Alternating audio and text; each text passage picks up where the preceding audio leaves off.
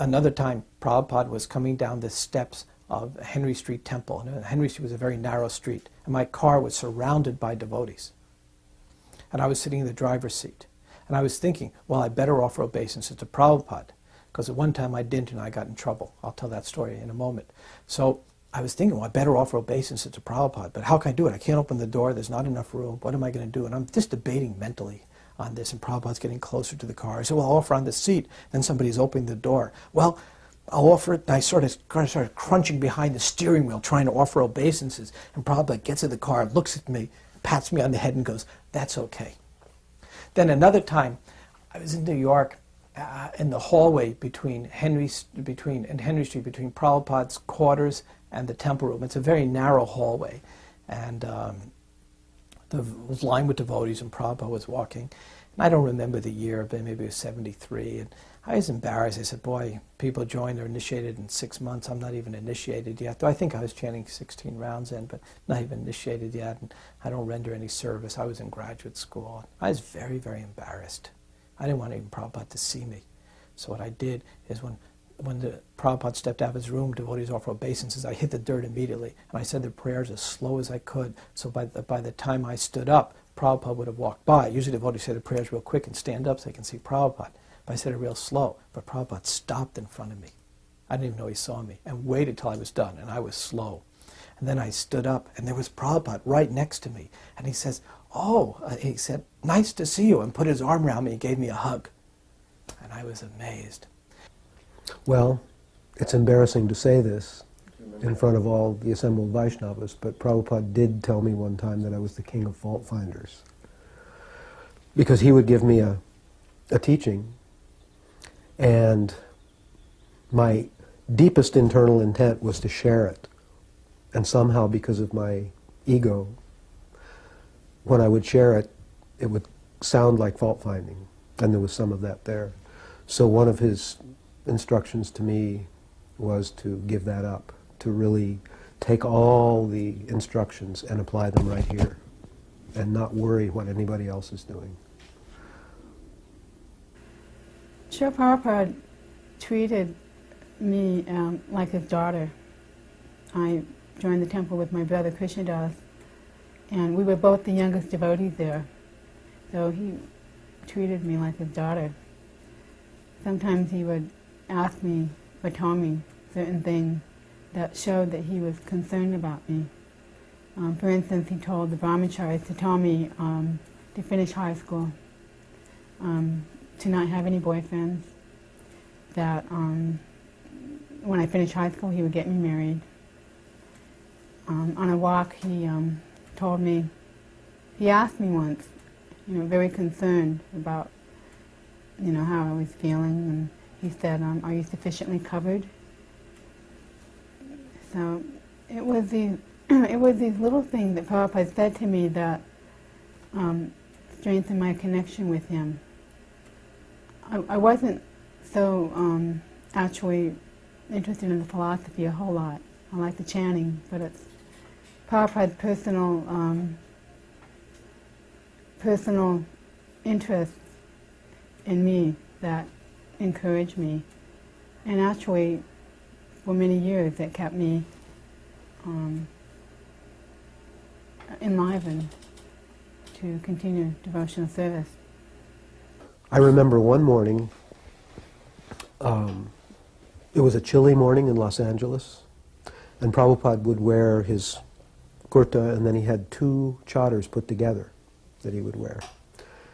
And one morning I was a little late in getting the car ready, and I ran out and all I had was a kurta on. So we were walking in Cheviot Hills Park, and I would always walk a couple steps behind him. So I was walking, I was cold, but I was walking along, and Prabhupada turned around, and so, just like a brother, he said, "You're cold. Here, take one of these." And he took off his chadars and pulled them apart. I said, "No, Prabhupada, I'm okay." He said, No, you're cold. Wear this." And I, again, I said, "Prabhupada, these are your chadars." He said, "No, wear it. You're cold." So I took his chadar and wore it for the rest of the walk. So kind. My feeling was so much awe and reverence. And he accepted that because that's Lord Chaitanya's instruction, is to be the guru, and that, you know, that's how he can assist me to develop love for Krishna. And his heart was just so much there and present. Yeah, there was one professor in Philadelphia that was cultivating and brought him to, and we thought, oh, he's teaching a temple and he has all these students. He's an Indian, and so we're expecting Prabhupada, because we've seen Prabhupada. We've talked to a few professors, and he was cordial and nice. In LA, we used to sit in, and he'd talk to some of the professors in his garden, and so in this way, this was our business, meeting professors and every day and preaching and trying to connect things to help elicit reviews and get our books in libraries and colleges and BS textbooks all over the world. So this happened at this one place. They invited this Indian professor in, and we thought, you know, he was the head professor on campus and probably was going to be very nice. And so we got him in there, and Prabhupada just blasted him, just tore into him, blasted him, and called him cheater, and, you know, practically like annihilated on the in his darshan room, and then the person left, and we were like all shocked because you know, he was the big person on campus, but Prabhupada didn't care. If he was, as far as he's concerned, he was cheating the people. He was cheating his students and mocking like that. So we learned that actually those who were a little bit successful in the library party, we appreciated the service that we were doing, but we realized we were in one sense in the enemy's camp. They were Mayaprityagyana, many of them, and their business was to, you know, downgrade and sort of make mythologicalize the teachings of Lord Krishna. And so, you know, our business was to engage them and to have them write reviews and use them for the sake of this of Krishna's goals, to solicit to be able to sponsor our books and get them into the universities and colleges, and that let the students get a chance to examine them. So it was a good training that Prabhupada, we didn't have that appreciation for the professors in the sense of like being attracted to what they were teaching as truthful. So in that sense, we were always in disguise as enemy agents in another camp. After I met Prabhupada in Mayapur, then I saw him again in Calcutta a few weeks later. I had to go back to Bihar, and then I went back to Calcutta, and I saw Prabhupada and said, "Do you have any questions?" So I said, "Well, Prabhupada, devotees are telling me to offer my food to Krishna," because everyone was preaching to me whenever I was with the devotees. I was the only Westerner there who wasn't a devotee. So, boy, did I get preached to. So you must offer your food to Krishna. So I said to Prabhupada, "Well, I can't offer my food to Krishna because I don't know that Krishna's God."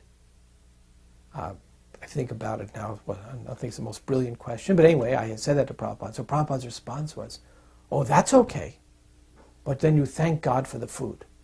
And I blurted out, "Oh, I should thank God silently."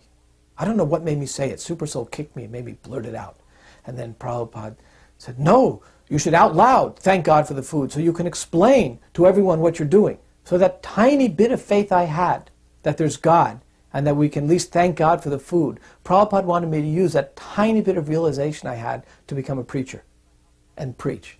And so I was amazed by how Prabhupada could deal practically with everything. When Atreya Rishi came in and Prabhupada was so sick, he used his sickness to convince Atreya Rishi that that the body and the soul are different. So Prabhupada was very practical and very compassionate. He knew just when I needed a little encouragement, a pat on the head, and just when I needed a chastisement, which may be just through a stare. So practical, compassionate, totally philosophical, and detached. He wanted us to be Krishna conscious, but for our benefit. And I always had the impression, whoever Prabhupada was speaking to, he was speaking to them for their benefit, not his benefit. Because myself, I'm preaching, I might be thinking, how many points am I going to get? Am I going to do this? My benefit. When Prabhupada was speaking to you, you knew he was speaking to you for your benefit. And everyone in the room knew that.